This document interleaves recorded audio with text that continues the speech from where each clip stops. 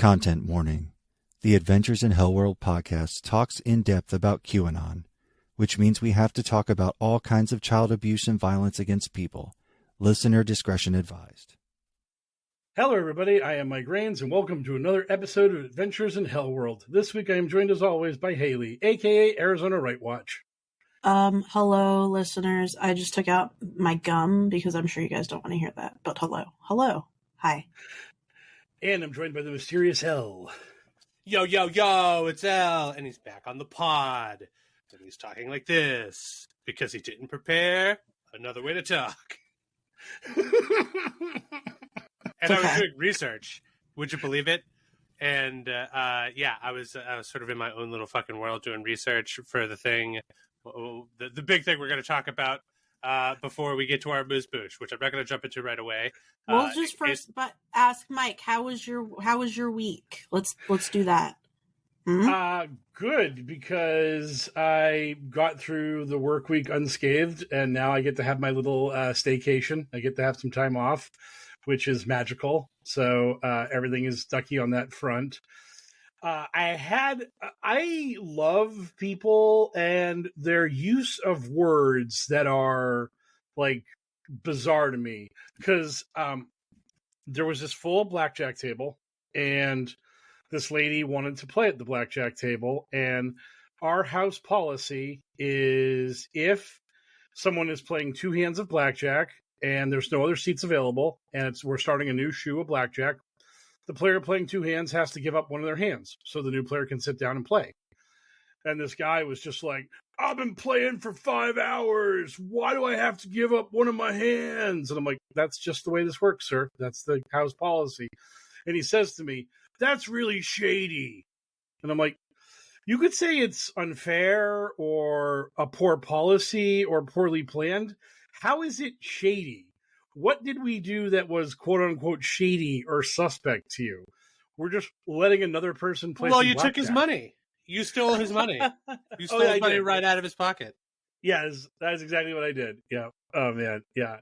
Just absolutely stole all that man's money by letting him spend less money by playing less hands of blackjack. But the guy was like, that's really shady, man. It's really shady. And I was just, that's why we call you Mike Shady Rains. It's true. I call him that. I get that a lot. I get that a lot. It's one of the main things I am called. Yes. Yeah. Well, I mean, to be fair, like between shady and not shady, which one do you associate more with the rain? You know, shade. What if that was what he told you? What if you were just like, what makes it shady? It's just like, well, you're Mike Rains, and you're just like, what? That'd have been awesome. Oh my god. We have a guy that's like, I've seen him like 3 or 4 times in the building, who is a full QAnon supporter just in the building as a customer. And it's just so, like, every now and then I see him, I'm like, oh, it's him. He's back. This is his monthly visit to my fine establishment. Just get to hang out with the guy. He's a regular. That's so nice for you. Yeah. He gets to wear, he's wearing his, he wears his God, Guns, and Trump jacket, and he either wears a MAGA or a Q hat, and just comes in, plays a little blackjack, leaves, just living the QAnon life in the casino. You know, the dream. Yeah. Oh, yeah. Well, I mean, that's what we all aspire to. I mean, it sounds like it's the closest thing to Florida living you can get outside of Florida. Pretty much. And yes. Lord knows that's what we all want, is Florida living. Oh, it's the ultimate goal. The ultimate goal one can aspire to is to live in that magical land of sun and nascent fascism. It's where the American heart is right now. And come this November, by God, we might achieve it for all of us. That'll be just truly magical. So we can only dream. But in the meantime, Mike, I invite you to shut your wet mouth while I take you and Haley and our listener on a journey. I'm interested. Of rap beefings. Finally, something the mysterious L wants to talk about on the show. And you Tell can't me stop what's going on.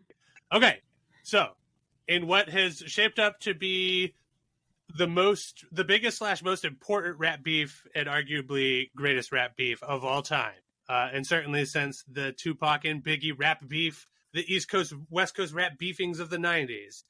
It happened like recently over the past like week or so.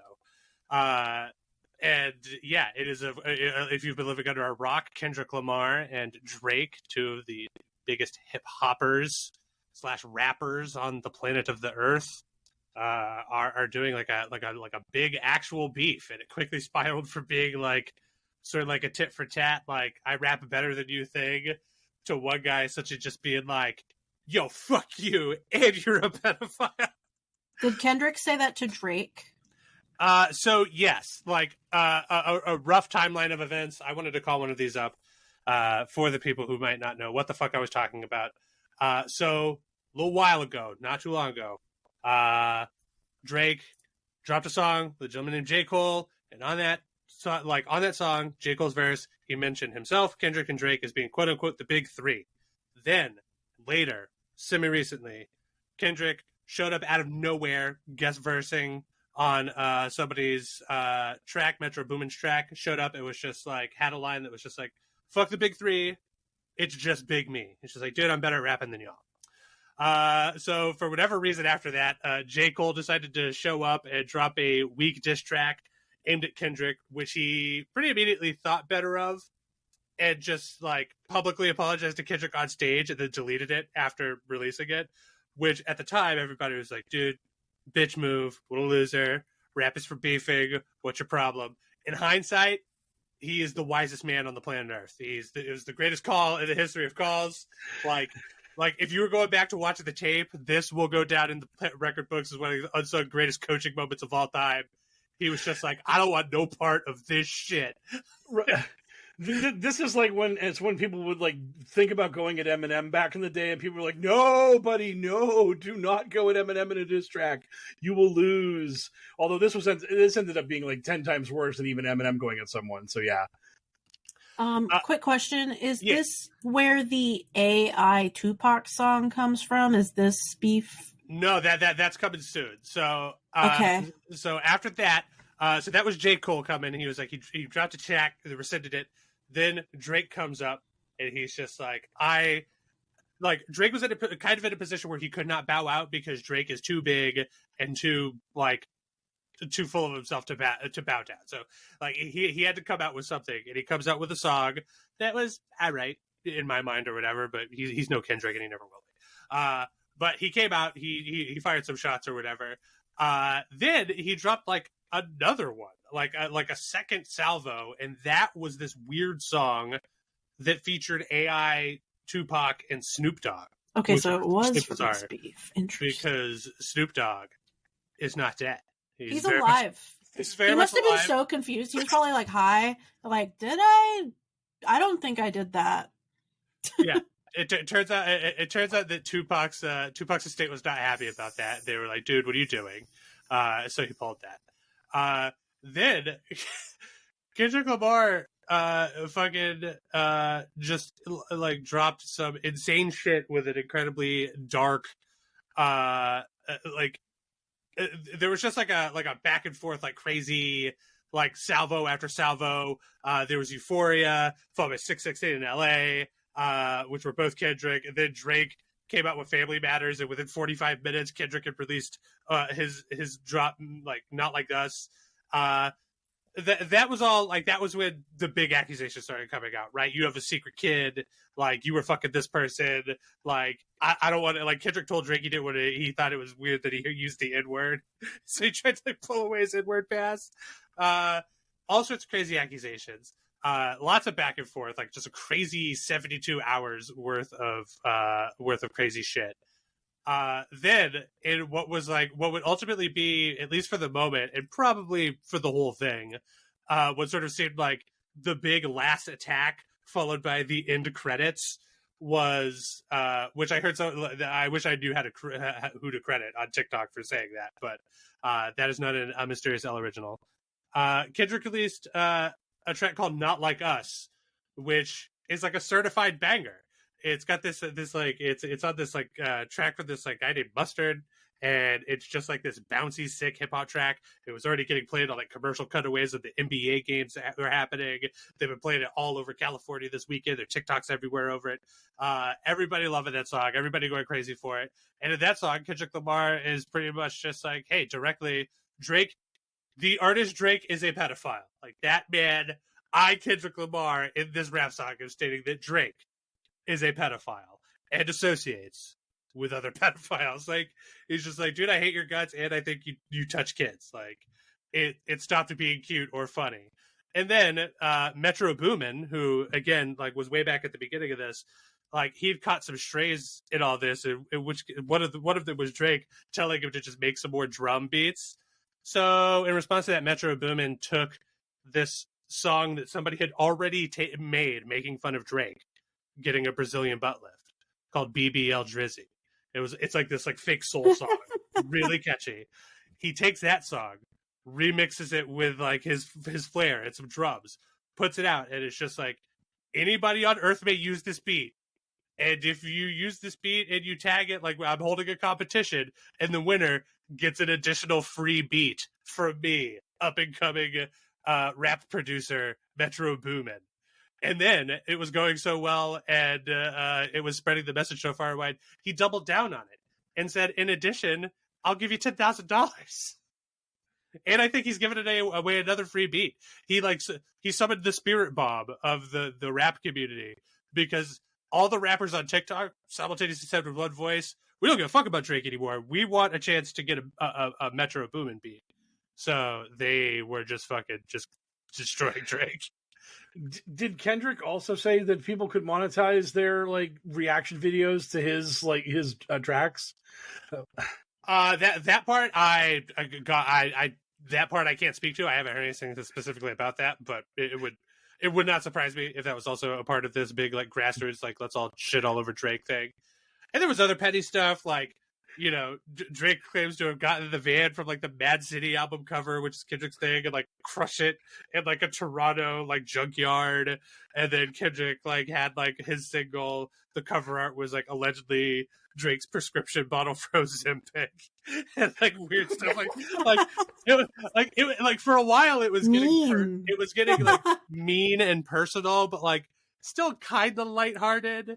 Like making fun of somebody's weight loss medication is like one thing, but like, you know, a lot of cats were just like, yo, Kendrick won, but at the same time he won going scorch earth, because like, yeah, it's like stop, he's already dead. Yeah, you are a pedophile is a big swing. And then the internet being what it is, everybody's going back and like pulling up old Drake tweets and old Drake accusations. I mean, like, this is not the first time somebody's accused Drake of being fond of underage women. And there's like much documentation for that online, but unfortunately caught up in the midst of all this, Millie Bobby Brown, who I guess at one point, back when she was 14, met Drake at a party, who like spent the whole night just chilling with her, no big deal, just a 32-year-old man's 14-year-old girl hanging out. And then afterwards they like exchanged numbers, and then he would just like text her to give her like advice about boys and stuff, no big deal. Right, and like that was the big thing, was that after the pedophile song from Lamar, Drake like said, "I never touched Millie Brown. I don't know what you're talking about." And it's like, bro, no one named a name. Why? That's a weird thing to say. So yeah, again, like I'm glad that Mike brought that up, because I had so much to cover. I forgot about that part. Yes, incredible. Kendrick Lamar is just like, you're a pedophile, and then Drake in response in his next track is just like, dude, I had never touched that girl, Millie Bobby Brown. And everybody online is just like, okay, like internet detectives had figured that stuff out, but Kendrick didn't say shit about that, dude. And like internet detectives are not the public. Like the fact that like you bringing that up means people who are not in the know are going to go look up Drake, Millie Bobby Brown, and that is not going to be copacetic. Probably not the look you want, bud. Yes. Haley. I have two questions. Oh yeah, I'll answer them if I can. Number one, L, are you team Kendrick or team Drake? Absolutely. Okay. Are the songs better also on Kendrick's end? What's your opinion fully? Yes. I mean the best tracks out of all of them are like the catchiest one is Not Like Us, which is the last one that Kendrick did. And then the BBL Drizzy phenomenon on Twitter has been like a certified moment. Not Twitter, TikTok. It's one of those TikTok moments, so it's going to be here and gone in like a week. But for this week, it has been all I've been seeing on TikTok. And people are using it as an avenue to dunk on Drake. Like, there are people who are just like, hey, I can't rap, but I'm going to do an interpretive dance shitting on Drake to this track because it's good. Or I don't rap, but instead I'm just going to like do this juggling performance to this track that's about shitting on Drake. And it's like, everybody knows that like the track is inherently anti-Drake. It's called BBL Drizzy. It's making fun of him. So just doing anything to it is people throwing their hat in the ring. Just being like, as a creator, I am willing to go on public for the amount of clicks it will get me in this moment to say, yeah, I think Drake fucking sucks. I'm sorry. I'm sorry, Drake, but you were the worst. And I'm going to juggle. Question 2. What is QAnon saying about this, Mike? Basically, they believe that Kendrick is a white hat and that he is revealing the fact that Drake is a pederast. And that's awesome. Yeah, basically, it's just like normal human beings in all of reality and QAnon are all Team Kendrick. Like, there's nobody on Team Drake's side here. Because there is nothing that makes QAnon happier than the accusation of pedophilia against a famous person. So the fact that, as I mentioned before, the fact that Drake so aggressively fumbled the bag by giving the name of the person that he was being accused of being with that was underage when Lamar did not say anything, didn't name the name, like that just, oh man, that was just such catnip. And like everyone's like, oh shit, Deep State going down. Like Soros has cut Drake loose. They're letting him like be sacrificed and blah, blah, blah. So, oh yeah, this was... Even QAnon, who are the most not in touch with like pop culture at all people, even under their rock that they live under, they were able to find out about the Kendrick versus Drake beef and take a side. And I mean, it really seems like fucking the duo release of Not Like Us and BBL Drizzy just tag teamed this beef to death, like so much of the Dudley Boys, you know? Yes. It was like they did like the tag team DDT straight through the table. It's over. Like, what are you gonna do? Drake did release a follow up. Nobody gave a shit. Like all anybody cared about in the follow up was that like the Millie Bobby Brown thing is coming from that follow up, and that's the only thing anyone's talking about from it. No one's like, yeah, that track was pretty sick, but it's kind of weird that he talked to. No, everyone's just like, go fuck yourself, Drake. Why you out yourself? Such a clown. Yeah. If you want to see, the last thing I'll say on the matter before we get to the boosh is that if you want to know my opinions on Drake in the most polite way possible and see yourself a hilarious clip, there's a great clip of the person who used to be known as Mos Def, and I do not remember his new name, and I apologize for that. But the person formerly known as Mos Def got asked this question while being interviewed. You can find the clip, I'm sure, like on YouTube, but certainly on TikTok, because that's where I've seen it several times.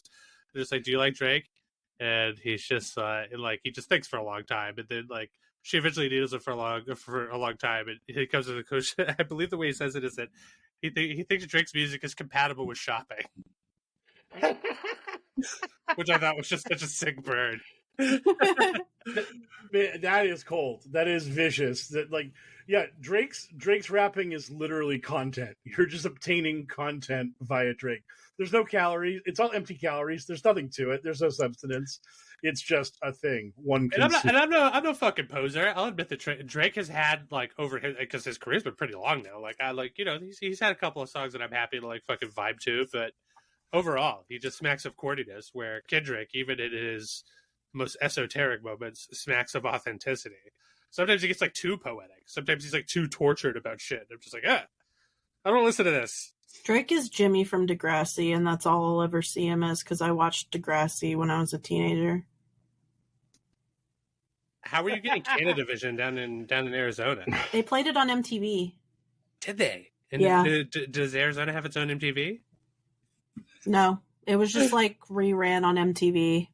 And I don't know, man. I never even came close to watching Degrassi. Like, I didn't even know what Degrassi was until, like... He was a rapper in Degrassi. I found that out later. Like, after Drake was already successful, somebody was just like, yeah, it's funny that he was the wheelchair kid from Degrassi. And I was just like, what's Degrassi? And they're like, oh, it's like Canadian high school soap opera. It is the most dramatic show you will ever see. Everything bad that can ever happen to a high schooler and a high school happens at Degrassi. The way he ended up in a wheelchair was he got shot in a school shooting. I've seen the clip. It's great because it features Drake getting shot in the back. Yeah. It's a dramatic show. It is dramatic, but it was on TV. Smallville? Back when Smallville was a thing? No. It was like that same horse shit, but also all the kids had like superpowers that they could get away with having the TV effects budget for. So it would just be like your average 32-year-old man pretending to be 17-year-old Clark Kent, and like all of the melodrama is happening. But then, oh no, a guy painted silver that's Brainiac explodes through the wall. He's ruining prom. It was bananas. That was the no belly button Superman, right? He had no. Did he have no belly button? I just like much of it. Smallville, no belly button / it had the lady that would end up in Nexium. That's all I know about it. No, that part is definitely true. Yeah. Like, the thing that all I remember is like during that era of like Degrassi and like people talking about that stuff, people were then pointing out that there was like a British high school teen like show, and it was basically like softcore porn because like there's like no censorship in like Brit. So it's just like you're watching this Degrassi thing, though. You go to the British show, and it's just teenagers just banging on TV, and I'm like, what the? Whoa! This is a bit of a culture shock. This is not what I was expecting from my like high school drama, comedy, whatever slice of life thing, where it's just like guy and girl look at each other. Next thing I know, they're just like actually screwing and the woman's topless. I'm like, whoa, when did that happen? Well, I'm an American. We have prudes here. Yeah, can I move to Britain? if this is all British TV, then I'm here for it. If it's just Taskmaster and softcore porn 24/7, sign me up. I am here for that. Speaking of boning in Smallville, if we ever do HellwQrld After Dark, I could talk about how that lady from Smallville was probably at her most attractive when she was at peak brainwashed. Like just based on the clips I've seen, I was just like when she was really riding the wave of it, it really gave her this this healthy glow. You know, she was really about that life. Then the stress of it destroyed her. Anyway, After Dark. Let's get into the boosh. It's time for a light sampling of insanity. Get ready for the amuse-bouche. All right, dear listener, this time I have taken my boosh notes directly from the notes as given to me by Mike Rains. So I have not editorialized these at all, so I will know even less what the fuck I'm talking about as I say it. So let's go forward together, you and I and everyone, on a journey. Boosh topic number 1. QAnon Democrat conspiracy loon. What's this about, Mike? Yeah, so squad member Jamal Bowman, who has been making the rounds, doing the whole Israel-Palestine stuff and living that best life. He was found to have promoted 9/11 conspiracy theories back in the day, and when this was brought up to him, he was like, hey, I don't know what you're talking about. That was like a phase, man. You know, everyone was a 9/11 truther for a little while back in the day. And it was then that the Daily Beast looked around online, and they found his active YouTube account, which was posting conspiracy content up until last month. And it goes by the screen name Inner Peace, and it features UFOs, flat Earth, all that kind of good stuff. This CIA document literally explains time travel, practical steps included. Oh, hell yeah. Another recording on the same page blares, Kanye exposes the truth, the secret codes they don't want you to know. Yeah. Something tells me them codes is anti-Semitic. Yep. Something tells me it always points to Jewish people. Yeah. 100% alien technology, something big is being hidden from us, alleges another video. Oh, God. So, another Bowman subscription. So, yeah, basically, he is up to his neck in conspiracy theories even now. So congratulations, buddy. You're the Marjorie Taylor Greene of the left now. Well played. Hope the Democrats have a primary challenger for you, because that would not be it's not a great look for Team Sanity to be having someone who is actually a member of Team Insanity on their side. So, well, I mean, we've already got a Fetterman. Thank you very much. Yes. I've never. I mean, it's been a while since I've seen a Democrat piss away all of their goodwill so immediately, because everyone was just like, "We don't care that you look frumpy and kind of like Frankenstein. It's charming. You had a stroke. It's cool. We get it. We're behind you 100%." And then it's just like, and also I support Israel. And it's just like, okay, well, go fuck yourself. And it's also, like not even that. It's more like, ha ha, look at the protesters getting beaten. Isn't that funny? Ha ha. Like, whoa, dude, chill. And also that weird thing where he was like, look, I hate to give Ron DeSantis credit, but lab meat is bullshit, and I'm with him on this one. And it's like, yo, Fetterman, who the fuck asked you about lab meat? Why'd you step in to try to give DeSantis a W? Why? Who on earth has ever looked at Ron DeSantis and says, I need to back that man up? I mean, I can't wait to go to Fetterman's Twitter feed in a couple of minutes, and it's just going to be like, this Drake fella probably, he deserves a fair shake. We're probably being a little too hard on him. He was on Fox News this week talking about how Biden isn't doing enough to support the war in Israel. He's like, please, more bombs, please. Yeah. He needs, but also his wife kind of had a significant little presence on social media. She was kind of her own growing political wife celebrity. And she's kind of gone totally silent on social media in recent months, because I think just Fetterman's kind of burned all those bridges. So yes, very funny.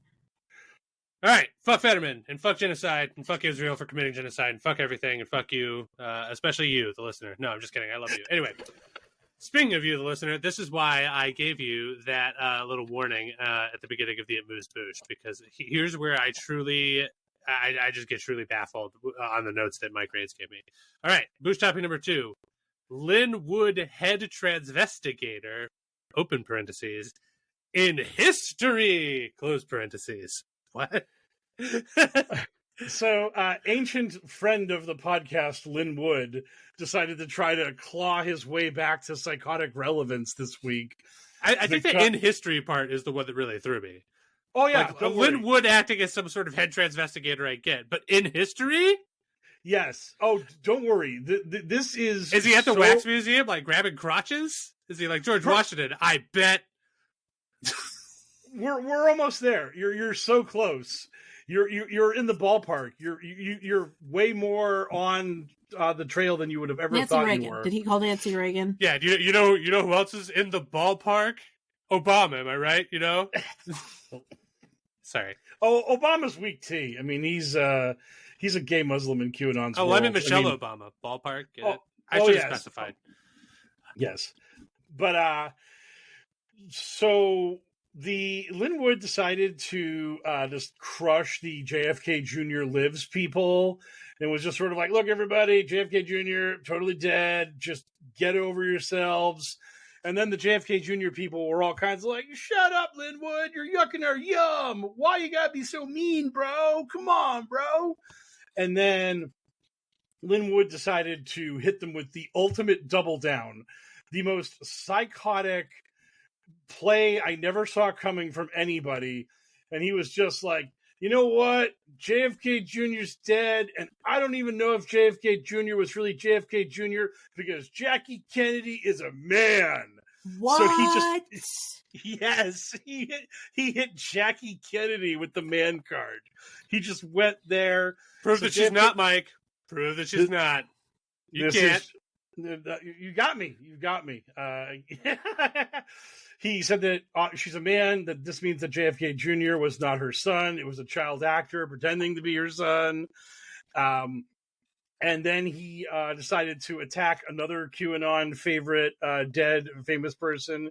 and he accused Princess Diana of being a man. So he hit her with the man card.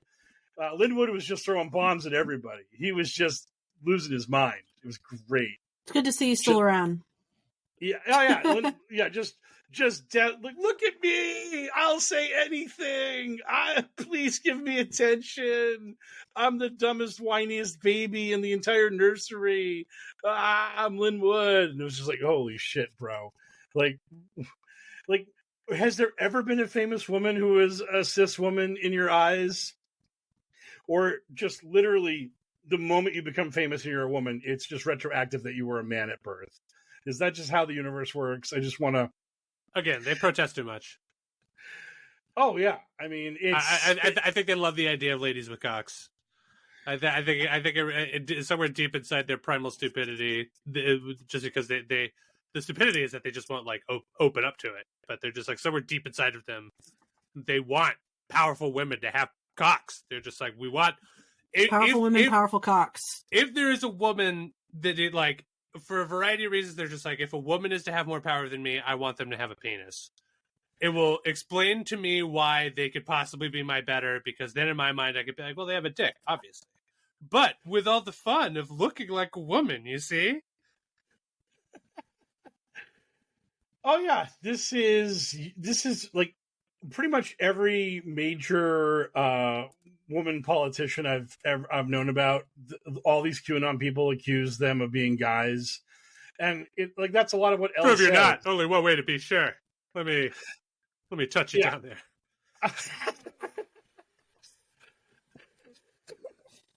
No, fucking creeps. Dude, I hate that.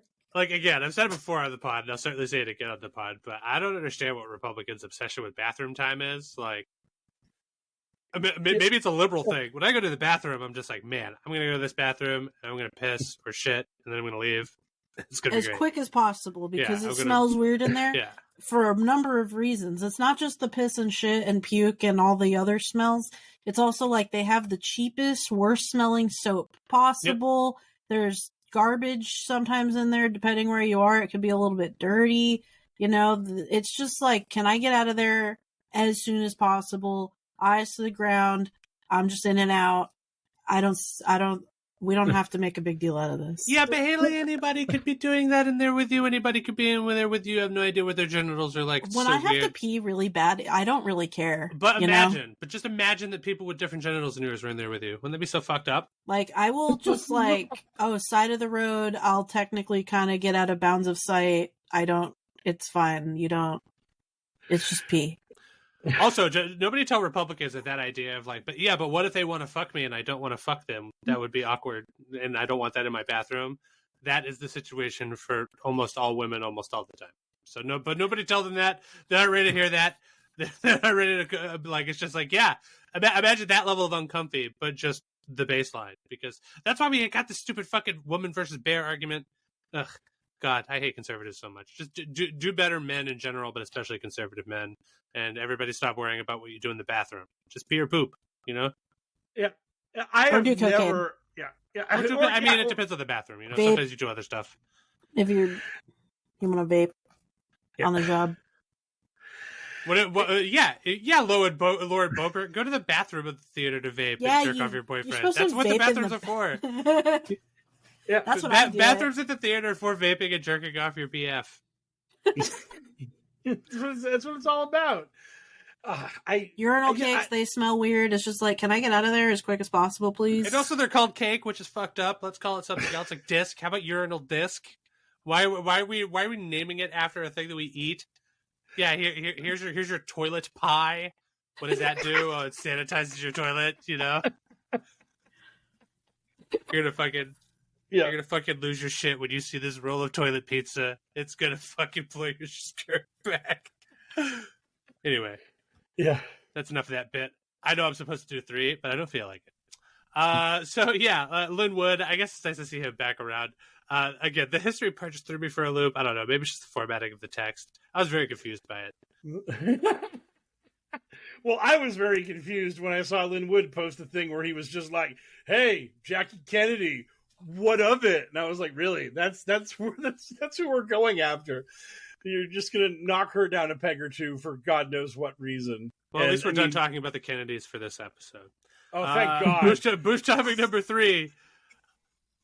We can't get away from our Bush without talking about Daddy Trump. He's going to be on the Bush in the news, the pre-news, the post-news. He was involved in the Kendrick beef. He was the guy who shot Drake's bodyguard. So crazy. It was on Fifth Avenue. He didn't lose any votes. He was right. Yeah, it was just like, you know what? It was presidential duty. I was still, in my capacity as former president of the United States, I needed to be like, Kendrick, motherfucker, pop, pop. I'm like, all right, cool. You know what? Maybe he didn't do any of the stuff he's accused of. Maybe he should be our next president. What's Sleepy Joe's opinion on it? He's over there letting the fucking genocide happen. He said, like, by saying nothing, I have to imagine he's a Drake fan. Fucking whack. Obama knew what was up. He was pro Kendrick from back from the jump. What a cool guy. Anyway, enough of our cool former president Obama and our sleepy current president Biden. It's time to talk about our arguably worst former president Trump and his meltdown, I imagine, on truth. Unless this is like Mike wanting us to talk about, like, the real truth. No, this is Truth Social. This is Truth Social, registered trademark of Trump Grift Incorporated. Yes, all of these things. Elle is pinpoint accurate about all of them. And so Trump decided to have himself a little sulk after the Stormy Daniels testimony that we'll be getting into later on in the pod. And when Trump is all kinds of upset and needs his binky, this is when he will, go on Truth and just repost all kinds of shit from his fans, which means he's going to repost a lot of shit from lunatic QAnon people and probably Nazis and other folks like that. And so the 3 big ones that I saw were one that demanded Jack Smith be arrested, and he's the guy doing the Florida case and the DC January 6th case. And then another truth demanded that Alvin Bragg, the guy currently conducting the trial against Trump for the hush money and the election interference, Alvin Bragg be arrested. And then the final truth in question was Trump reposting a message from someone with a picture of Trump and the phrase, "Nothing can stop what is coming." So Trump is once again just neck deep in QAnon, just reposting memes with their slogans on it. And this is the audience he is trying to cater to catapult him back to the presidency. And it's just like, what? It's, oh my God. I just love the fact that we have this senile cretin who is just like, I need to pander to my delusional psychotic base in order to win this election. I need to let them know I love them.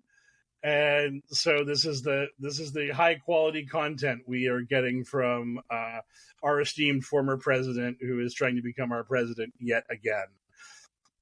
And it's just, oh yeah, he's not carrying us up with the decorum we're used to for Trump. He's so weird, yeah. So sad and shocked. Instead, he's out there ranting and raving on the social platform he had to build for himself, because there was no guarantee at the time that Elon Musk was going to buy Twitter for him, which he did, for the record. Elon Musk still decided to do that, and then Trump was like, I don't care about that. You're so desperate. Get out of here.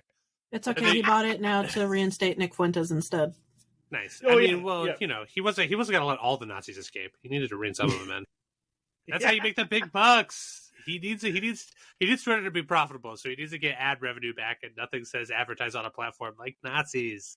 Yeah, like a guy who compared marrying a person of color to marrying a dog. That's who I want back on my platform. I just love that Elon's reaction was, he'll just get hit by community nodes. That makes everything okay. And it's like, that's your massive critique of people like being lunatics and just monsters is, they'll post something monstrous and they'll get a community note saying they're wrong. Ooh, we got them. Even though community nodes is the easiest to game system in the history of the universe, and Elon himself, when he gets community noted, he just deletes it, because I own this platform. The community node displeases me. Be rid of it. So yeah. Have you ever thought that maybe Elon is a white hat and he's building all these Cybertrucks to kill dumb people that buy Cybertrucks? He's reinstating all these people on Twitter so that he could like get their info and dox them, so that way he could send like a fleet of those Boston Dynamic robot dogs with flamethrowers strapped to them. And just like overnight, Elon Musk is just like, yes, time to rebuild all of my goodwill, kill all of the Nazis, my fleet of robot flamethrowers. Elon is actually the hand of Dark Brandon, and once the presidential immunity ruling goes down, he'll be the one to enact the terrible justice. Yeah. He'll be like, you fools, the clues were always there if you were smart enough to look for them, but I, Elon Musk, know all, see all. And I hate Nazis, obviously. You guys are so dumb, falling for all of my obvious tricks and my big ugly truck. Only an idiot would fall for that. Of course it was designed to kill stupid people.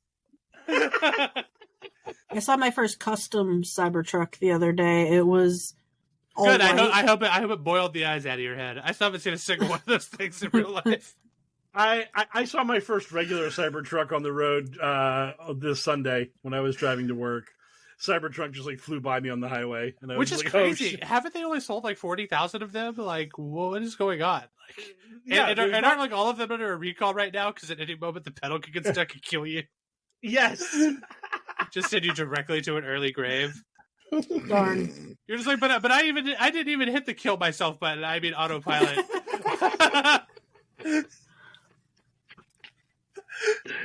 Oh God. Man, Elon Musk would be great if anything he made worked. Yeah. But it doesn't. So no, not so much. Not so much. But it doesn't. So it's kind of weird that he was the world's richest man for a while. It's pretty fucking bizarre. What do you do for a living? I make shit that doesn't work. Oh, that's fun. That's cool. I wish I had known that was a career path. Gonna go back in time when my fucking middle school teacher's just like, what do you want to do when you grow up? I'm like, I want to make shit that doesn't work and become a billionaire. It's gonna be sick. Yep. Okay, enough of my jabbering. Let's get to Q's in the news. From the digital headlines to the digital front lines, it's Q's in the news. We skipped Arizona. Then we go to Arizona. Arizona is in the news this week. That's how we justify that little mistake we just made. Oh. Boom. Boom. Boom. We nailed it. Arizona time. Haley, Arizona. Arizona. Mike tends to do this damn fool thing where he separates the Arizona dealie in the notes into its own separate section. Although I tend to keep it into the amuse-bouche to prevent just this thing from happening. Mike, I have egg upon my face. It's okay, everybody. I don't care. Worst of both worlds. I'm embarrassed, and we didn't get to skip hearing about Arizona because you called me on it. So now everybody loses. No, I'm sure Arizona's doing just fine. Sometimes you get a win. I think I was away last week. Did we get a win last week? I just wasn't here for it. Yes. Kind of. Of course. Yeah. Well, Ray of Sunshine Haley here to talk about how great Arizona is. I may have briefly mentioned some of this last week, but it kind of spiraled. And he's just been in the news a lot lately because do you remember the viral video of people speaking in tongues on the AZ Capitol floor? Yep. That was the people in that it was a church of State Senator Anthony Kern. Anthony Kern stormed, he was at January 6th and he went past restricted areas. He didn't actually get into the Capitol as far as evidence has shown, but he did go beyond restricted boundaries. He was also part of the Cyber Ninjas audit right after that. And he was a fake elector and one of the people recently indicted under the fake elector scheme. He is a piece of work. He wasn't a cop. He was like a part of law enforcement, and it was put on the Brady list during that time, which is basically he did something very corrupt that put him on a list of corrupt cops. So he's a piece of shit. Just to say the least. Basically last week, I may have briefly mentioned this. Arizona actually has the first non-binary state representative in office. Their name is Lorena Austin, and they hosted a drag story hour in the Capitol basement like room, and there was no children at this event, and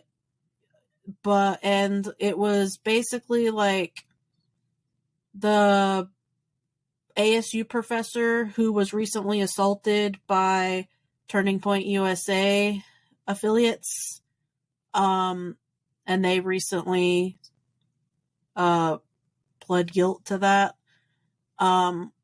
because he is also the co-founder of Drag Story Hour Arizona. So, a person in the community who's, a professor and very influential invited to the Capitol. They were doing a fundraiser for Planned Parenthood of Arizona. So there was some people affiliated with Planned Parenthood there. And as you can probably understand, this caused some controversy. Anthony Kern was the first person to highlight the event. And basically tagged the House Speaker, Ben Toma, and he's also running against him for Congressional Seat 8. That's Debbie Lesko's seat. She's stepping down. So they're running against each other right now, and he was like, why are you allowing this basically to happen in the Capitol? Why are you allowing this drag show to happen? And a bunch of the Republicans here were kind of characterizing it as like basically they let a quote unquote like pedophilia event happen, and like, they let children be abused in the basement, which is like it was an adults only event. And also it's just general hateful characterization of LGBTQ people, including a person that was recently assaulted due to this rhetoric. So that's very, cool of the AZ GOP.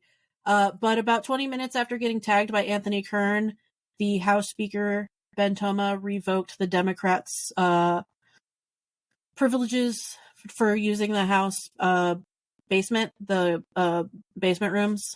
So he punished them for hosting this drag story hour.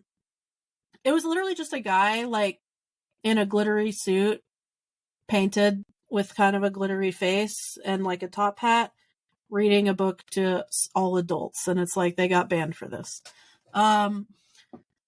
Then Anthony Kern went to further talk shit on the Stu Peters broadcast. Did he agree with Stu that the Earth is flat? No. They didn't talk flat Earth. They just talked about hating LGBTQ people.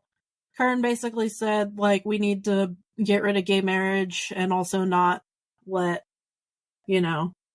people dress up, quote unquote, in opposite gender.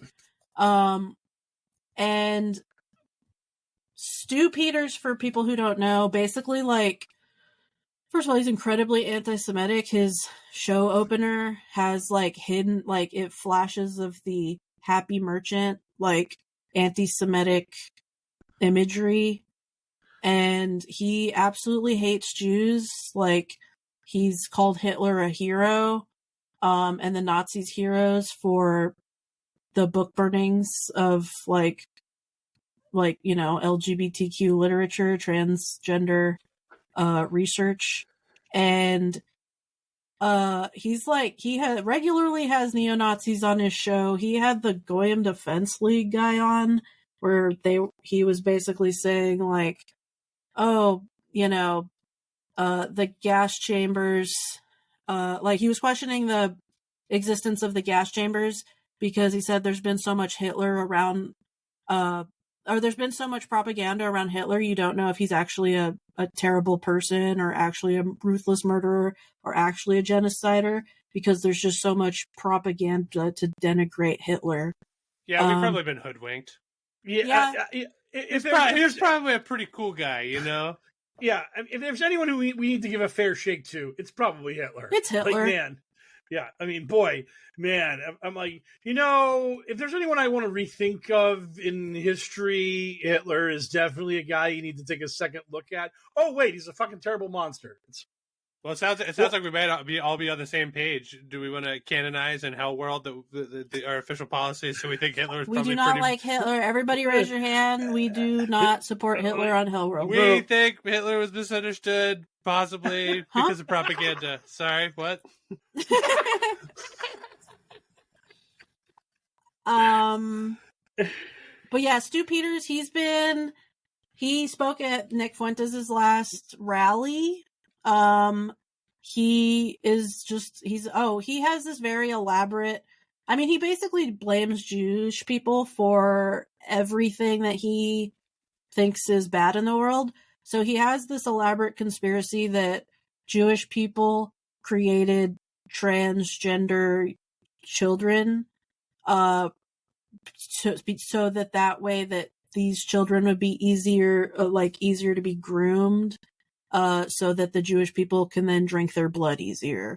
So this guy is literally like a Nazi. Anthony Kern went on a Nazi broadcast, like that's what we can call it. He's not the only one that's been on. Wendy Rogers has been on, obviously. Paul Gosar, obviously. Yeah, Carrie Lake. They're both Nazis, so I mean, we're just confirming that our new hero is also a Nazi. So. Yeah, and this actually got him. So when he did this interview, he actually used the Senate broadcasting room to do the interview, and he is now revoked from using the Senate broadcasting room. His boss, Warren Peterson, the Senate leader, took his privileges away because he agreed that it was not a good look. So rare small punishment for Anthony Kern, and it's kind of great because he just got indicted for being a fake elector. So another L for Anthony Kern. He's having quite the month. Fuck him. Yeah, don't go on Hitler shows. Yeah, man's putting in work. I mean, Jesus Christ, everywhere you look, Anthony Kern is just there doing a bad thing. Yeah. It's like, fuck. Yeah, it's just not good all around. Yep. Okay, well, thanks for letting us know what's happening in your little home state there of Arizona. What a place, And now it's time to say that Hitler was misunderstood, and it's time for Q's in the news. This is the part where the song goes. This is the part the song goes. Here it's where the song goes. Okay, there we go. Yeah. Cool. The audience just got the sickest cues in the news intro theme that we've ever done before, straight from my stupid mouth. All right, news topic number 1. Of course, we have to talk about Donald Trump some more. That was why I was so zesty to segue from our amuse bouche into cues in the news and forgetting Arizona, is because I knew we were just getting 2 full fucking barrels of Trump, because of course we are. But this week, actually more than most weeks, talking about Trump is actually kind of cool and funny, because he's been having some a mixed bag, I guess, ups and downs in his trial news. But some pretty spicy headlines. Mike, what's going on with our good friend Donald Trump this week? That's his new name. So Donald Trump, he has had some, we'll get the good news out of the way first, because no one wants to hear good news about fucking Donald Trump. So fuck that guy. So basically, Donald Trump got the word that his Georgia election fraud RICO case is probably going to be pushed back till the election, because the Georgia appeals court has decided they will hear his appeal about him being screwed over by the judge not disqualifying Fannie Willis from the case. Yeah, so weird that this judge he appointed that's been in his back pocket this whole time has just decided to once again just be like, you know what, maybe we don't investigate Trump for a while. Maybe we don't get Trump to court. He's certainly been investigated, but maybe we don't get it in front of me, a judge, for a while. Yeah. Yeah, that is Amy Cannon, who is the judge in the Florida documents case, who just said, "Oh yeah, by the way, all the things that I have done have fucked this case up so bad that I'm delaying it indefinitely." So yeah, and this is totally not my fault. I totally didn't mean to do this. In no way, shape, or form is this on me. But things happen. Omelet eggs. Like, things just go wrong. Wow, that's frequently happened. I was mistaken. I didn't know that he got a double dose of good news this week. What a clown. Yeah. Yes. Very unfortunate. Very unfortunate. So, why can't this guy just fucking redact it already? I mean, fucking Christ.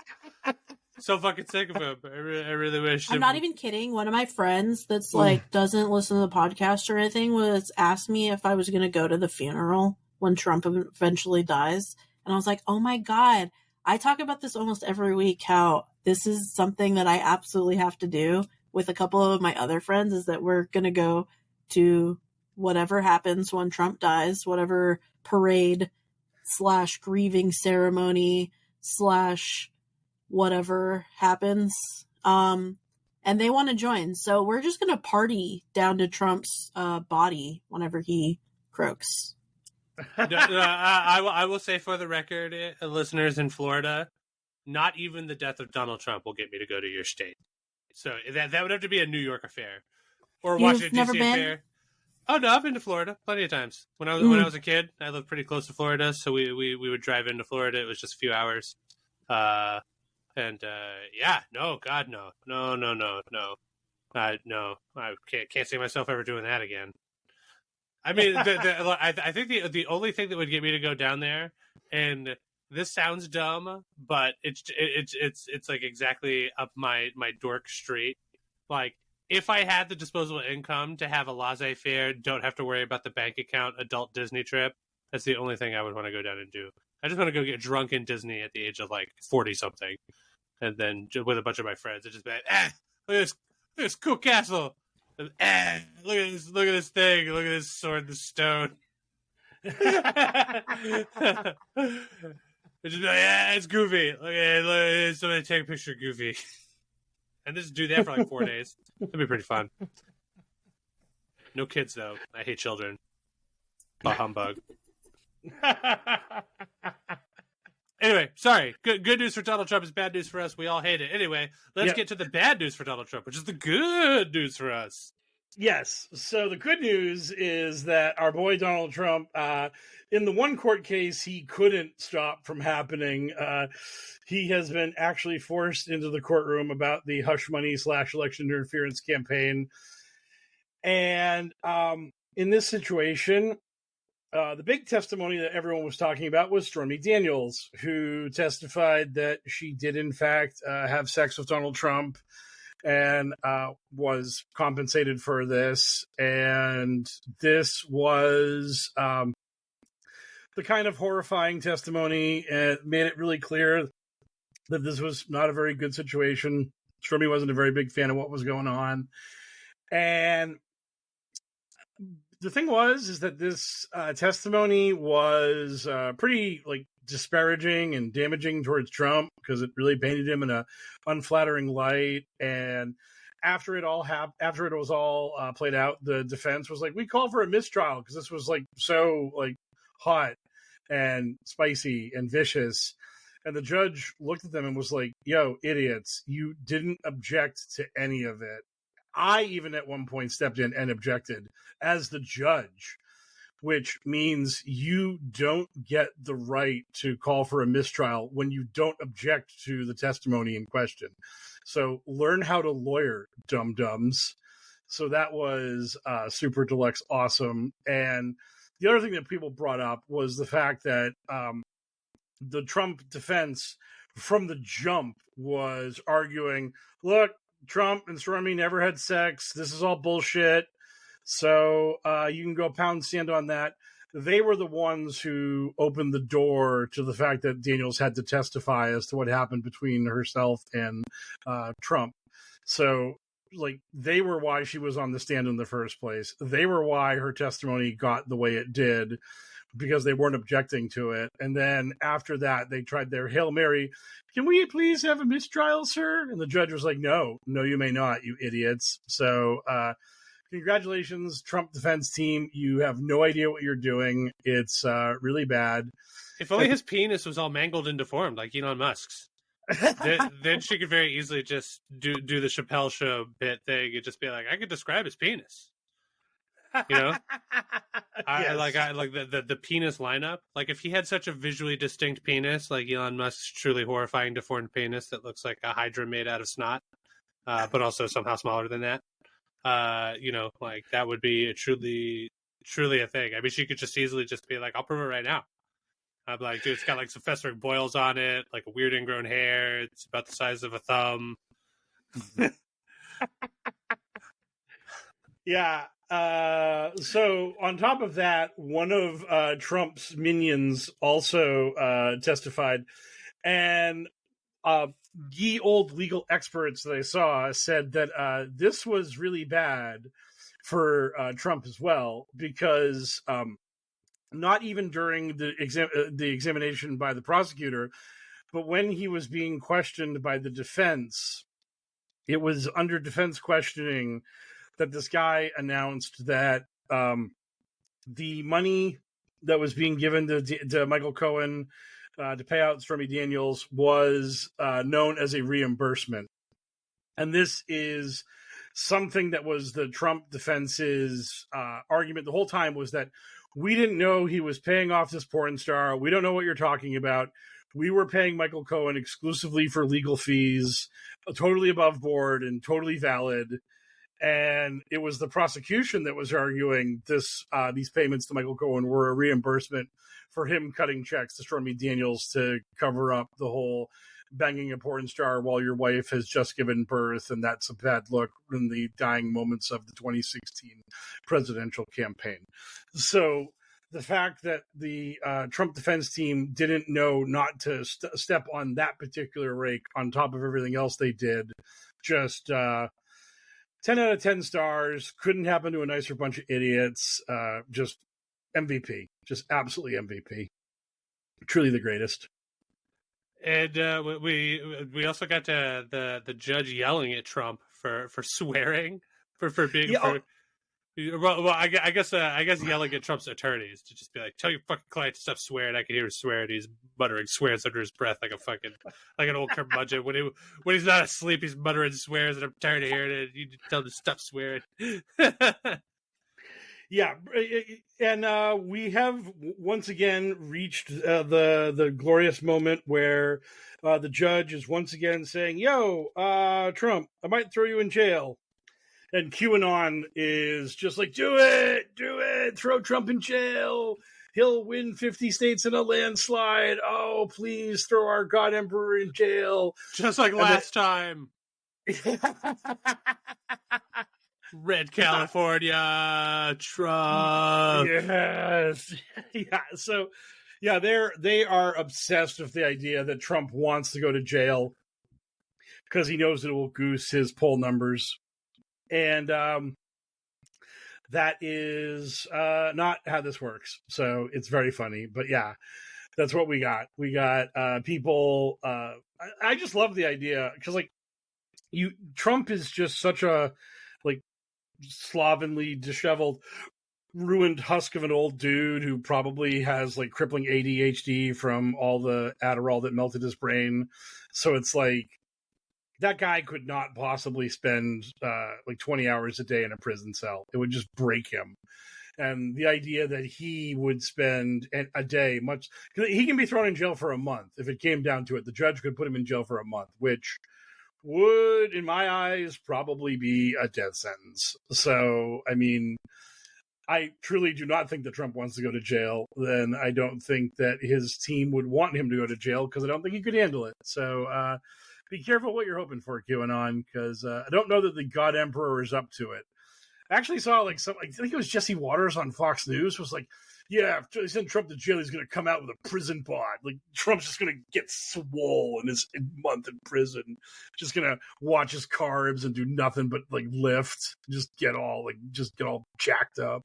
Yeah, I Comes feel out- like it would probably be closer to a BBL Drizzy situation if you catch my drift. A little boyfriend action. But that's just that's the unfortunate reality of prison, and I don't like it. And I did crack a joke about it, but it does suck. We should try to do something about that as a country, but we never will because America, Yes. And Trump's not the person to fix it, And I don't think Sleepy Joe was either. I need a third goddamn option, Mike. I'm thinking about voting RFK. That guy seems like he's got a pretty good brain on his shoulders. Yeah. Yeah. So our boy RFK Jr. Is living his best life. And as a result of living his best life, he has just given some interviews where he has stated that there is a dead worm inside of his brain that has eaten chunks of his brain and given him brain damage. So I don't know that it's been explained as to how the worm got into his brain and why it ate his brain, but this is where I feel we're like at. this would have been like a much more monumental fucking unforced error if that lady hadn't admitted to killing her puppy like a week ago. Like if we weren't like within 10 days of that lady killing her puppy, or admitting to killing her puppy, I feel like this would be a bigger deal. Like, hard to imagine something that shakes the confidence of somebody in a leadership capacity than the big, like, oh, don't worry, the brainworm I had, it is dead. It's there in the cavity left behind by the brain that it ate, Where there was brain, now it is a tomb for a brainworm that is in my skull still. Okay, cool. So no president for you. What were you even doing here to begin with? Oh yeah. The brainworm story was the culmination of a great week for RFK Jr. because he posted like a 30-minute interview video thing that was on Twitter, and Kevin Spacey was like, "Hey everybody, check this thing out. RFK Jr. looking good." Because when I think of people I want endorsing my presidential campaign, Kevin Spacey, like, boom, jumps right to the top of the list. That guy's got no stink on him. No one would want to be with it. No one would want to run screaming from Kevin Spacey. Everyone wants to get with Kevin Spacey. Truly the greatest. Well, I'm sure RFK was smart enough to be like, I disavow any endorsement that may have come from this guy because he is a predator. And if he didn't do that, it is because he has brain damage, Mike, and you are not allowed to criticize his actions because a worm has eaten part of his brain. Presidency, please. This is the worst thing to happen to a Kennedy's brain. In a while. Ever. Ever. There's no documentation of anything else happening to a Kennedy. Dude, at least that magic bullet fucked off. It didn't stick around, Yes. Oh God, yeah. So, I guess if any of our listeners were on the fence about RFK, we got it. He could bench press some amount of weight that was pretty impressive for a man of his age, especially because he was unassisted by steroids. Totally. Yeah, absolutely. The one thing I will say about all of this is that Midas Touch and Ron Filipiski, the guy that steals material from people, you fucking clown. Lincoln Project, all the rest of you. You need to start signal boosting RFK Jr. because the only person he's going to take votes away from is Trump, if people get to know him. So, let's do that. Let's actually do that. Let's signal boost RFK Jr. That's the dream. So, I am going to, for the audience, because our soundboard broke and I'm going to edit this in post-production, I had Frosty create an RFK Jr. ad for the podcast. So we are officially endorsing RFK Jr. as part of the podcast. Spoiler alert, we're not actually doing that, but we are running our first ad for the RFK Jr. 2024 campaign. We're not totally trying to rat fuck Trump. We totally sincerely mean this. We love our brainworm-eaten candidate for president. He's the best. We love RFK. I don't make endorsements, but I am endorsing the worm. So yeah.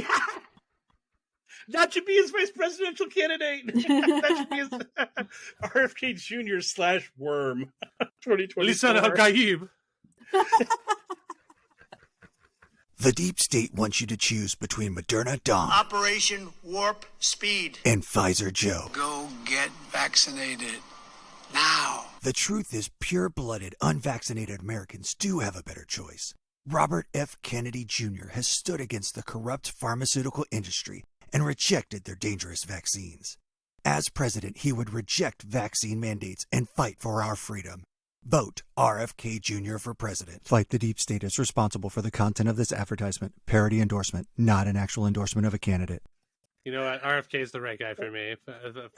Finally, a third-party candidate I can get behind. Yes. What's his policy? Who knows? Brainworm cavity. That's all I care about. Yep. All right. Speaking of holes, Mike, there's a hole in me that can only be filled with listener mailbag. I need it. Yes. I crave it. Our listeners got questions. We got answers. It's time for Q&A. So Spencer Watson asks hilariously, why are progressives so comfortable with the idea that RFK Jr. hurts Trump's vote totals more than Biden's? Is it possible for RFK Jr. to decide in October that a Trump presidency would be better for him personally than a Biden presidency, and then quit his campaign and endorse Trump? What fucking liberals do you know, hypothetical listener? I mean, I know this is an actual listener question, so I didn't mean to come in that hot. But what liberals do you know that would possibly ever vote for RFK? I know one guy, and he's very confused. But besides that, it's like, I'm pretty confident that he's trying to take from Republicans when I go to the Turning Point conference and see him with a booth there. I mean, he's always been giving like tremendous midlife crisis. So when I like shirtless steroids midlife crisis guy lifting weights in like Venice Beach and looking into a camera and just being like, I'm going to be president. I'm just like, cool. This guy is not liberal. Like this guy, like this is not like a liberal person would have somebody in their circle that would just be like, this looks real dumb. There's like the people that vote for RFK are weirdos and fall on a vast array of political belief that is confusing. I guess every once in a while I am like, I do find myself genuinely astonished that like my read on a situation doesn't align with like all of like, because obviously like I am the character of like I'm liberal, I'm the L stands for liberal, what blah blah blah blah. Like I'm a hard-edged progressive motherfucker, kicking your door and trans rights, like all that shit. But it's just like every once in a while I am astonished that like I have a read on a situation. I'm just like, obviously this guy is a fucking conservative idiot. Who could be tricked by this? And then I find out that people can be tricked by it. I don't know. Is it because he's a Kennedy? And because 1,000 years ago another person named Kennedy was a Democrat? Is that really all it takes? That is to me like what the Super Bowl ad was, but that's the thing is that like that's literally all his campaign could be to appeal to liberals, because the moment he starts talking, within like 5 seconds of him talking, he's going to start screaming about vaccines and the COVID death jab and all this shit. And now you're literally just stealing from Trump's base. And to what the question said is like, what if he drops out and endorses Trump? Well, then you're just going to get those people that were already in his camp who are being like, oh, they fucking got to him. Fucking deep state. Fucking told RFK to drop so that they could get Trump in there because Trump, like, approved the COVID death jab and blah, blah, blah. So it's hard to imagine an appreciable number of people that are going to get motivated / fired up to go to the polls for RFK. But then if he drops out and endorses Trump, they're just like, well, I'm equally as fired up because you're saying Trump is the guy. Like, I don't know. If you're buying what RFK is selling, I feel like he's the only guy you want. And if he dropped out, you would just not vote. Yeah. But again, like when I look at RFK, I see Steve Austin from 30 Rock, not Stone Cold Steve Austin or the $1 Million Man, the one from 30 Rock. And the Steve Austin from 30 Rock, like, is the same sort of, like, he just, like, he's got that fucking crazy, like, wild, like, old, like, I don't know. I could never be tricked. I could never imagine a world where me or any of my liberal friends could be tricked into voting for an RFK Jr. But yeah, maybe it's just because I'm in liberal country, I do acknowledge that might be the reason.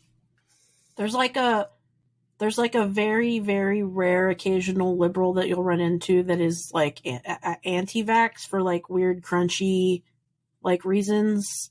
And like, but it's not a significant enough portion of people to sway anything. And also like, it's the whole RFK thing is like this Steve Bannon backed fucking shit. Like, I think if you're kind of politically in tune, you kind of get what's going on, but you might get that rare weirdo kind of out of the box liberal or libertarian or person doing maybe a protest vote that votes for RFK, but it's kind of, I think, I mean, I saw him at I saw his booth at America Fest, which is a RFK fascist Jr. con. If RFK Jr. Somehow managed to spoil more for Democrats than he did for Republicans, I would be shocked. Then the Democrats have a problem. Like that's like if somebody like RFK could go out there and just be like, of course I'm a Democrat. People would be like, yeah, fuck Joe Biden. I'd rather vote for this guy. That's rough, dude. That's pretty bad. And like right. we all know that it's not great, but that would signify a new level of not great. Like that would be like, oh, it's not great, and you people are easily tricked. That's like that would be how you get another Trump, you know? Like I guess. Yeah. Saki McSuck Puppet asks, polls are showing Arizona slipping away. Is it a lost cause?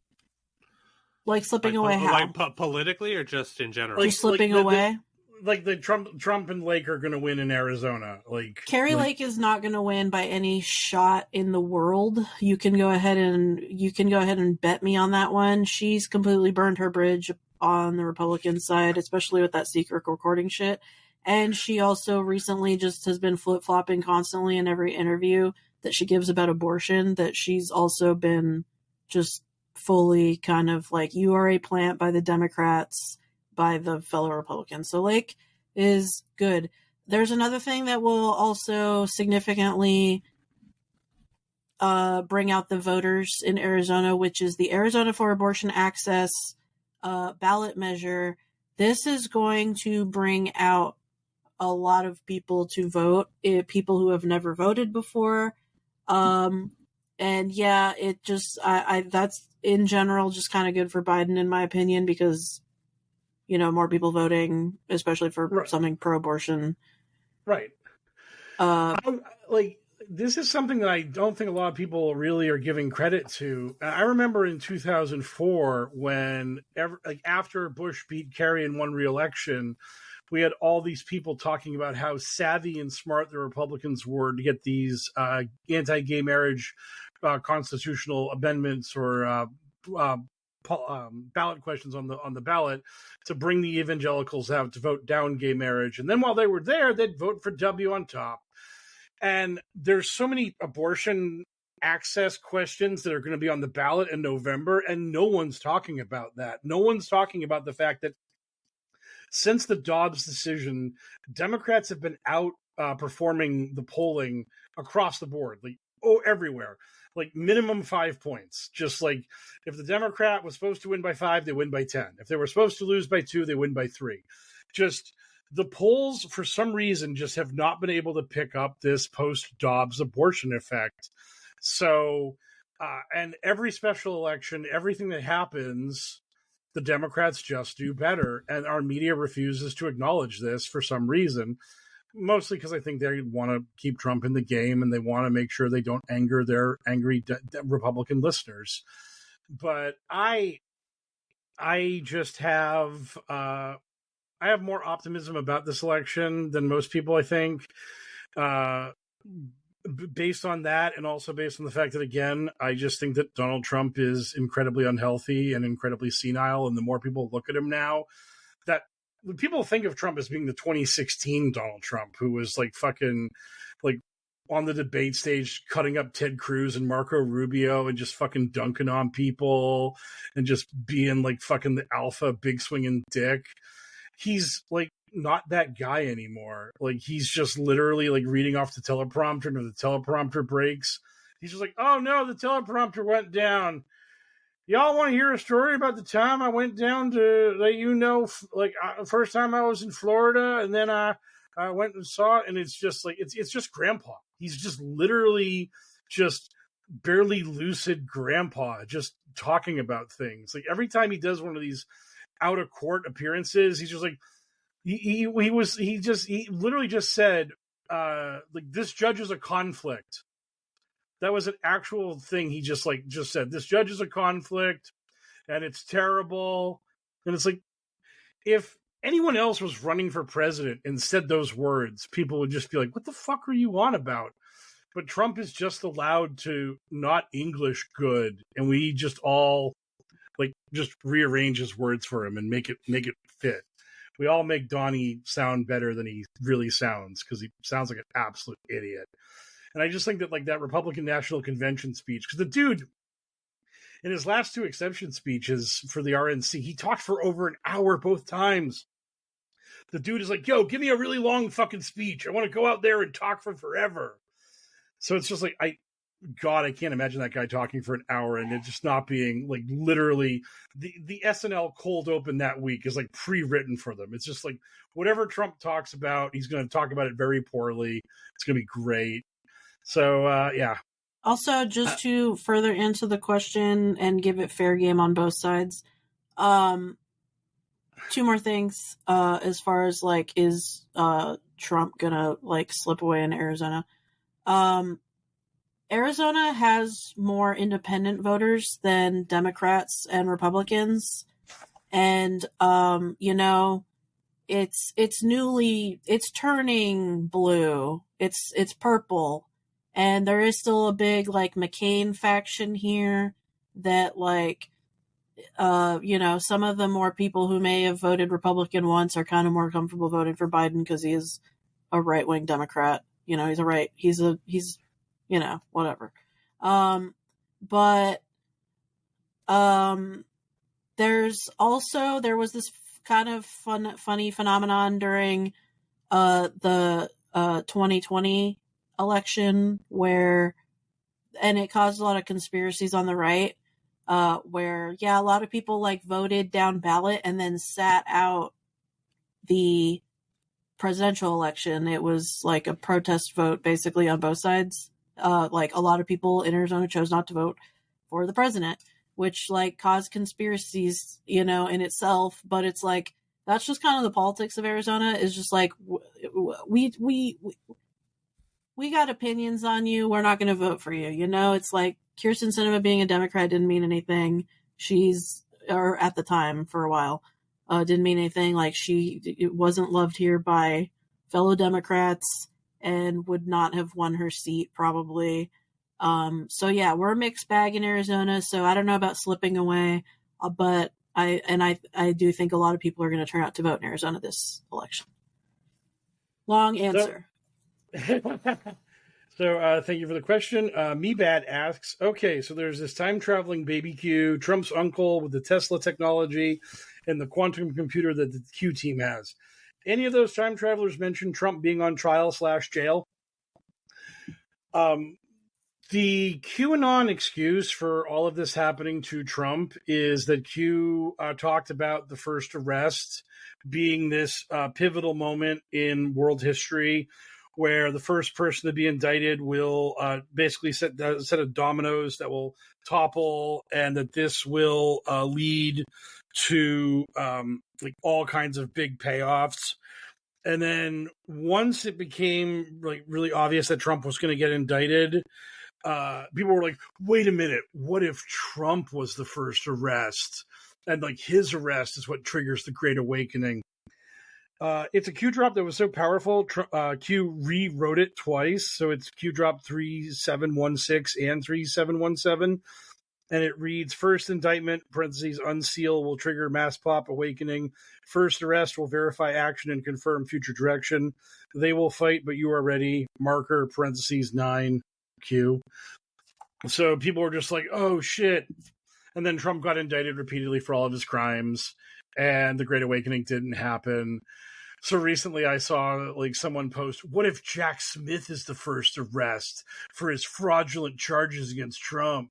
That'll wake up the normies. So after baking Trump being the first arrest for like 6 months, they've already moved on to a newer, more exciting first arrest. but that's their attempt to justify that Q foresaw that Trump would be indicted, and thus his indictment is part of the prophecy.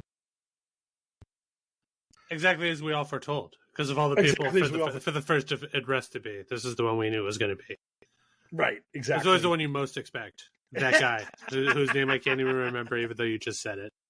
Yes. Because it's Jack Smith. It's super fucking boring. And finally, Horizon to Horizon, nothing but mistakes. Your name is very long. Yep. Shrug emoji on top of that. Here's something for you. Did you see War Clandestine made the new Annie Applebaum piece in The Atlantic about the Russian propaganda about Ukrainian biolabs? Yes, I did see that. Annie Applebaum wrote an article for The Atlantic, and she talked about how Chinese and Russian propaganda has been a problem in our country for a while. And a little throwaway line brought up the fact that our buddy, the guy that I've made fun of repeatedly, brought up the Ukrainian biolabs. She mentioned him in like a sentence or two. He responded with a series of angry tweets screaming that the biolabs in Ukraine are real and how dare you claim they're not. And if I don't get a retraction, I'm going to come for you and argle bargle. He literally did the drill tweet of, and another thing, I am not mad. Please do not print in the newspaper that I got mad. So our boy Clandestine was the most not mad person in the history of not mad people, because he got a shout out in an article about misinformation. So he stamped his little feet and he threw his little fit, and it was enjoyable. It's always lovely to see these people get called out for their bullshit, and they're like, "No, how dare you! My rock solid intelligence information about the Ukrainian biolabs is true. I'm not on Putin's payroll. How dare you?" And all I can say is that if you're not on Putin's payroll, buddy, you should be, because no one should be working that hard for Vladimir Putin without getting a few rubles. So God bless you, and I hope you are getting paid for being the biggest Vladimir Putin shill in QAnon. And that takes work, because they all love Vladimir Putin. They all love him so very much. Well, that reminds me, we completely forgot about the fake MBS assassination that didn't happen, but QAnon was all freaked out about it. Haley, did you see that this week? No, I did not. I did not hear about any of that. Oh, it was like a 12-hour thing where they're like, MBS assassination attempt. Like, and they had all this like sketchy footage of like a motorcade driving somewhere.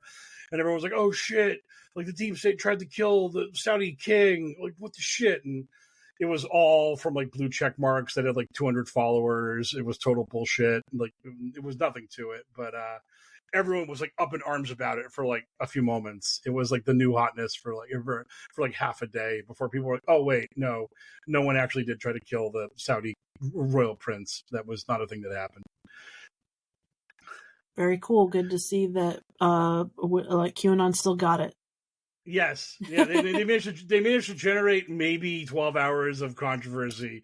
And it wasn't even like really them. It was like, again, it was like a bunch of fucking blue checks that no one ever even heard of. It was like, it was more breaking. Yeah, it was just literally Elon's bot networks on Twitter were trying to like push the fake story that MBS had been assassinated or attempted to be assassinated.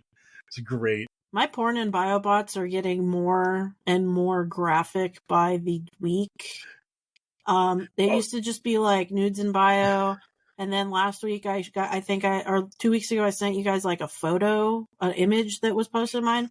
Other day, I saw one that was straight up fucking in the ass. And I know this is a HellwQrld After Dark, but we're talking Twitter, and I was just like, that. I haven't even had coffee. This seems like a lot.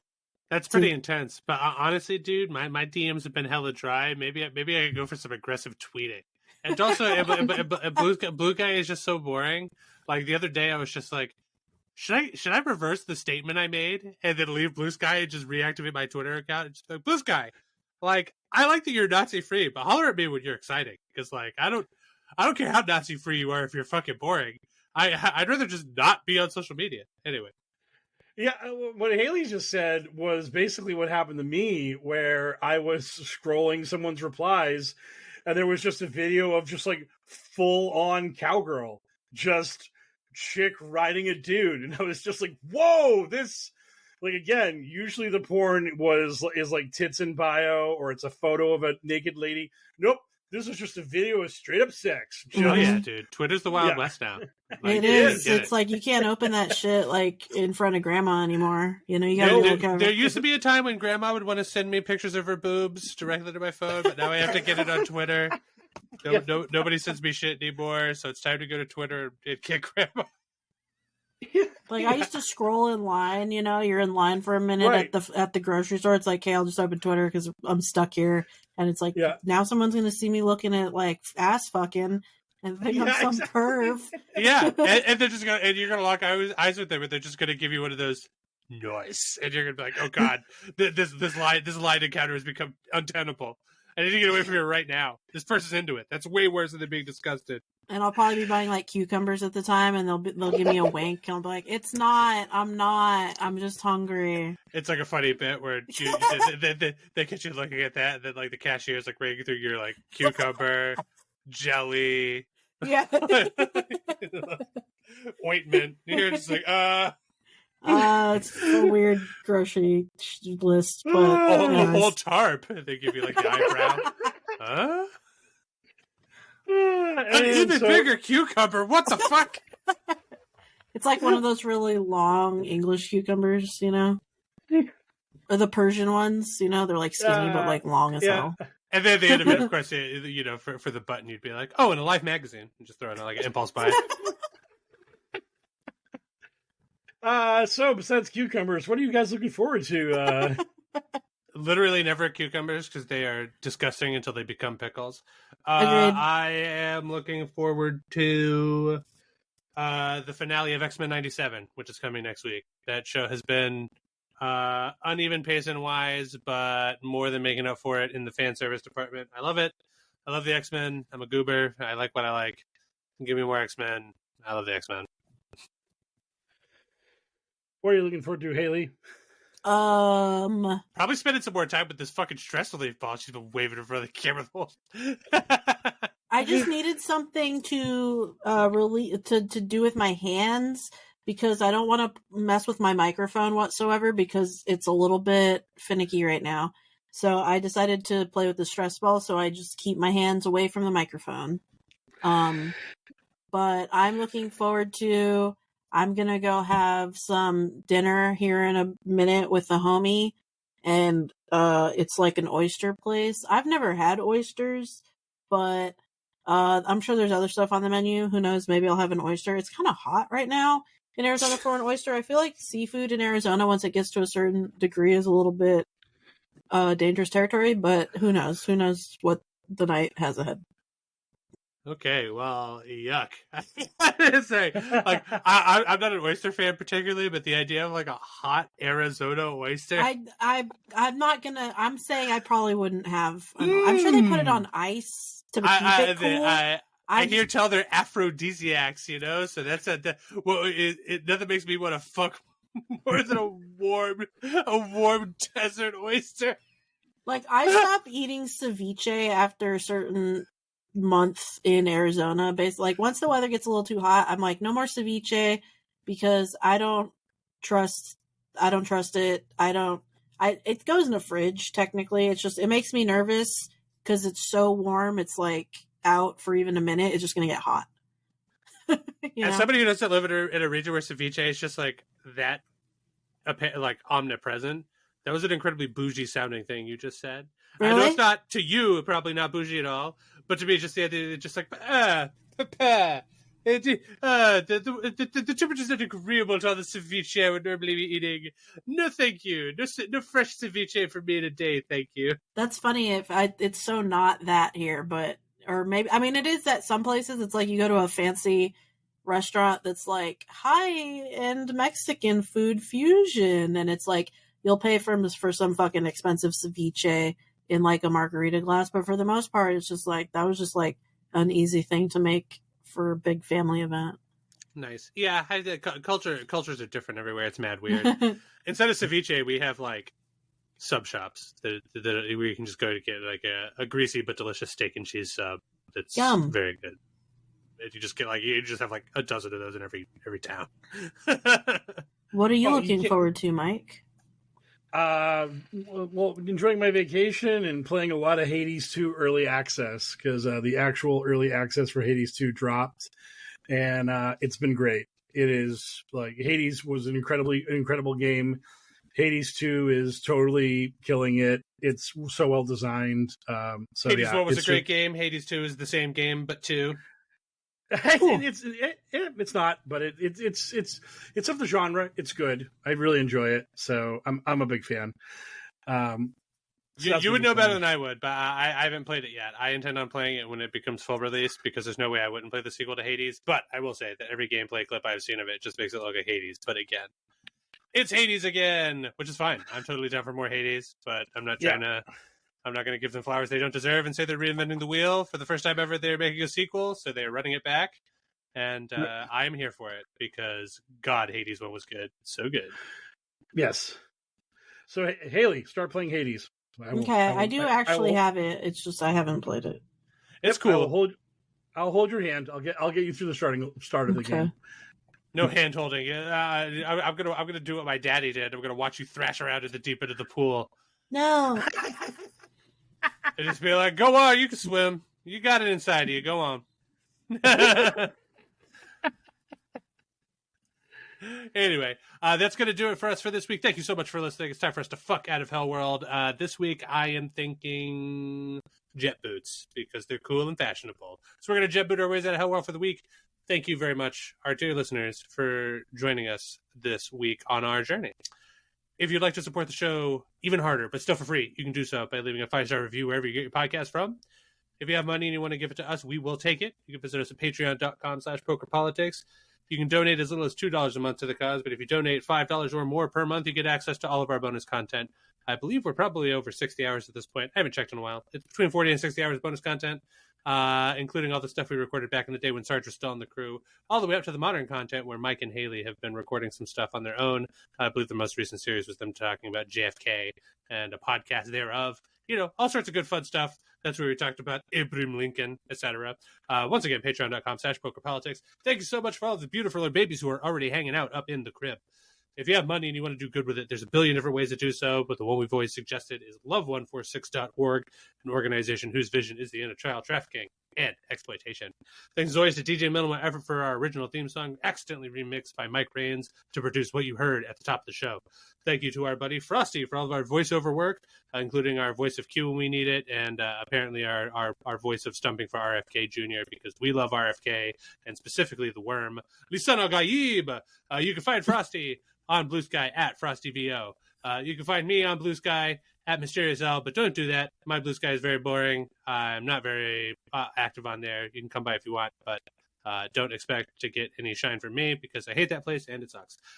You can find the show that you're listening to, The Adventures in HellwQrld, on Twitter at HellwQrld with a Q instead of an O. And you can find Haley, aka Arizona Right Watch, or AZRW, on all social media platforms that are worth a shit at that moniker, Nom de Plume, or I guess Nom de Guerre, because we're in the war against disinfo, even though we're a comedy show. And you can find Mike Rains on all social media platforms that are worth a shit at Poker Politics, of course. You know the man. He's the greatest. So, for another successful episode of the Adventures in HellwQrld podcast, I have been one of your hosts, the Mysterious L, joined as always by our expert in all things Arizona crazy, Haley, aka Arizona Right Watch, and our expert in all things QAnon crazy, Mike Rains, aka Poker Politics. Good speed, Patriots!